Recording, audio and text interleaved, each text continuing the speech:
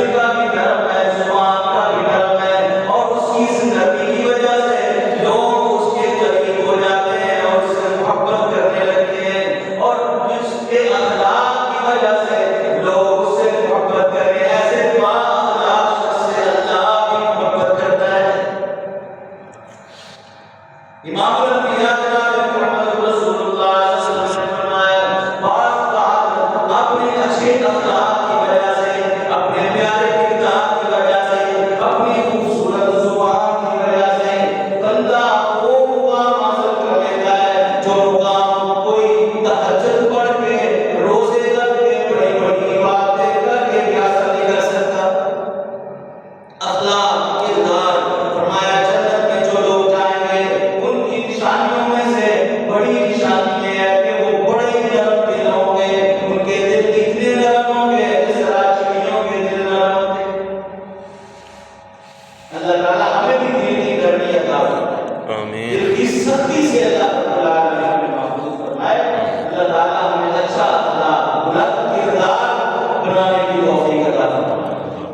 اللہ رب العالمین سے دعا ہے کہ اللہ تعالیٰ ہمیں جہنم سے آزادی عطا فرمائے، اپنے اس بابرکت مہینے کے اندر ہم سب کے گناہوں کو معاف فرمائے۔ آئیے آخری عمل امام الانبیاء جناب محمد رسول اللہ صلی اللہ علیہ وسلم نے فرمایا جو بندہ صبح و شام 3 مرتبہ یہ دعا پڑھ لیتا ہے اللہم اجرنی من النار،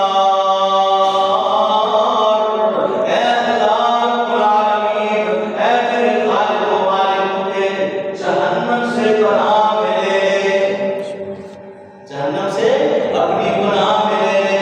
فرمایا جو 3 مرتبہ یا 7 مرتبہ یہ دعا پڑھ دیتا ہے صبح و شام، جہنم خود اللہ رب العالمین کے سامنے جا کے سفارش کرتا ہے اے اللہ یہ بندہ مجھ سے اتنا ڈرتا ہے تو اس کو مجھ سے محفوظ ہی کر لے۔ خود ہی جا کے جہنم اللہ سے سفارش کر دیتا ہے۔ اور جو بندہ یہ پڑھتا ہے اللہم ادخلنی من الجنہ، اے اللہ مجھے جنت کا داخلہ عطا فرما، جنت کا سوال کرتا ہے اللہم انی اسألک الجنہ، 3 مرتبہ پڑھتا ہے یا 7 مرتبہ پڑھتا ہے، جنت اللہ سے خود سفارش کرتی ہے اے اللہ یہ بندہ میرا جتنا شوق رکھتا ہے تو اس کے نامہ اعمال میں، اس کے مقدر میں مجھے لکھ دے۔ کتنے خوبصورت اعمال، چھوٹے چھوٹے آسان آسان، اللہ پاک ہمیں ڈھونڈتا ہے اپنے بندوں کو جہنم سے آزاد کرنے کے اور جنت میں داخل کرنے کے۔ اسی طرح یہ بھی فرمایا یا ایھا الذین آمنوا، اے ایمان والو، قوا انفسکم واہلیکم نارا، اپنے آپ کو اور اپنے گھر والوں کو جہنم کی آگ سے بچا لو۔ وقودها الناس والحجارہ، وہ جہنم بڑی